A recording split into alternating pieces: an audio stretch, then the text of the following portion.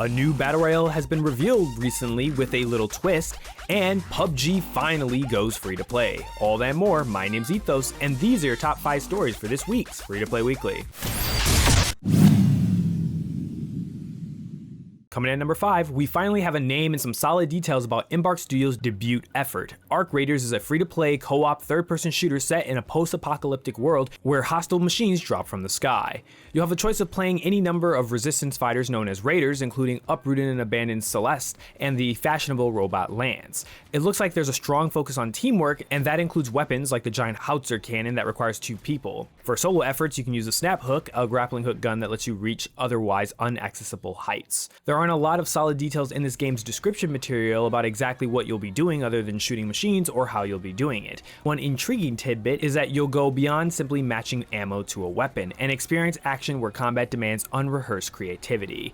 You can find more about Arc Raiders on its website or wishlist it on Steam and the Epic Games Store. Arc Raiders will also launch on GeForce Now's gaming streaming service, PlayStation 5, and Xbox Series X and S in 2022. Coming in at number 4, the Game Awards continue, and so do the announcements. And this time, we have a brand new free-to-play Battle Royale game coming to you early next year. Epic Games and Iron Galaxy are dropping Rumbleverse in February 2022. Specifically, early access will start on February the 8th. This melee combat, colorful, tongue-in-cheek game pits 40 players against each other in a match and will support crossplay and cross-save on PC, PS4, PS5, and Xbox One, Series X and S. From an art style perspective, yes, we think this game looks a lot like the foolishness that you love in Fortnite, just without the guns. On top of that, we do know a little bit of information about the title as the Battle Pass has been confirmed. Cosmetics in the cash shop are also on the list of confirmed items, as are Founders Packs, which will be available very soon. And coming in at number 3, after an alternate version had launched in select territories in 2019 and were shut down a short time later, and a free trial earlier this year, PUBG Battlegrounds is going all the way free to play early next year. Krafton made the announcement at the Game Awards last week, setting the date for January the 12th, 2022 for the changeover. It'll include a one-time $13 account upgrade called Battlegrounds Plus that will let you play customs and ranked modes. Previous owners of the game will receive a special pack which includes Battlegrounds Plus and in-game items and currency. PUBG was practically the hottest game in the world shortly after it launched, peaking over 3 million concurrent players on Steam in 2017, notably right after Fortnite had came out. Since then, it has dropped off considerably, though 140,000 concurrent players isn't too shabby. Still, Krafton no doubt hopes that the free-to-play move will reinvigorate the game and will make it top tier again.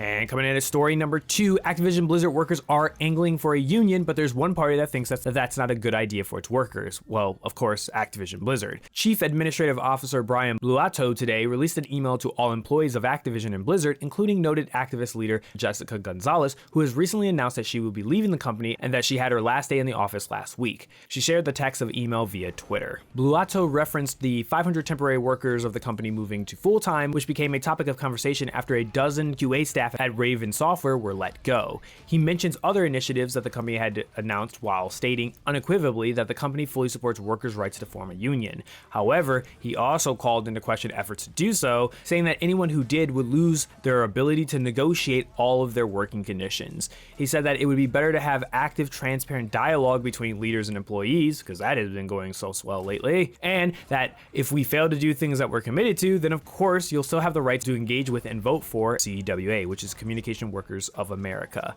In other words, he's just saying, trust us, bro, we'll work it out. And of course, the issue here, nobody trusts Activision Blizzard. Blato's letter utilizes classic union-busting language, such as trying to scare the workers about a process that they might not be personally familiar with, and giving up on individual autonomy in negotiations, saying that we, the company, have your best interests in mind, and insisting that things will be better if you just trust us to fix things. Things that have been a problem for over a decade and are not being fixed at a suitable pace now. As with almost everything recently with Activision Blizzard, this latest message has only served to anger and further discourage people, including some people with actual financial power over at the company, that the current leadership is in any way capable of correcting the mess that it is currently caused. The only thing that's transparent about all of this are the desperate pleas from Activision Blizzard's top brass to allow them to retain their positions. And speaking about company culture, coming in at number 1, your biggest story of the week. This week was Bungie's Day of Reckoning, as the studio was the topic of an expose by IGN's Rebecca Valentine, who published a long article detailing years of toxic behavior at the Destiny 2 maker. She spoke with 26 current and former Bungie employees who detailed poor behavior at the company dating back to 2011 and continuing into the current year. A number of charges levied at Bungie are not atypical in any game studio: long hours, extended crunch periods, and hot-tempered supervisors. Toss in sexual harassment, summed up with the general sense of an environment where men cultivated a pervasive atmosphere in which women were inferior, and the usual reports were made to HR and leadership, but to no avail, and things move into more of a severe category that we're used to hearing about companies like Blizzard and Ubisoft.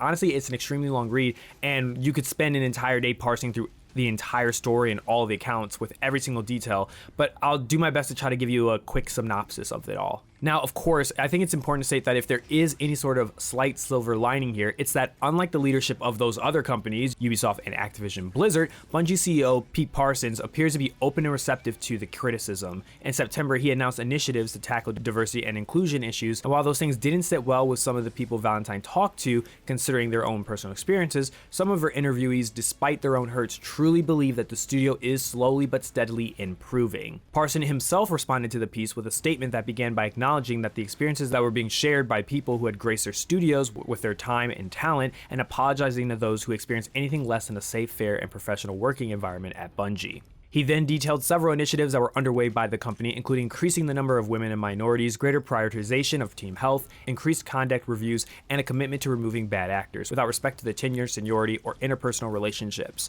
We're not yet the studio that we have the potential to become, but we are still on our way, he said near the end of the piece. Still, Valentine summed up the mindset of many of her sources who would prefer a company that does less saying and does more doing, but does acknowledge that Bungie's history is a part of a work culture that's deeply rooted that cannot be simply dug up overnight.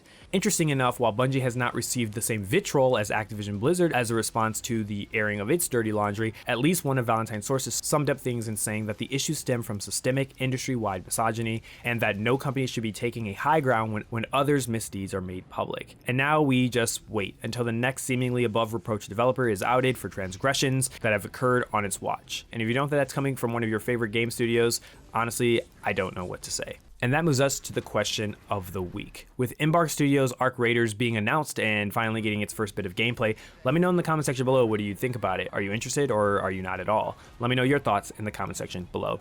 And these are your top 5 stories for this week's Free to Play Weekly. Don't forget to check out mmobomb.com for giveaways and the latest news. My name's Ethos, and I'll catch you guys later. Peace out, everyone.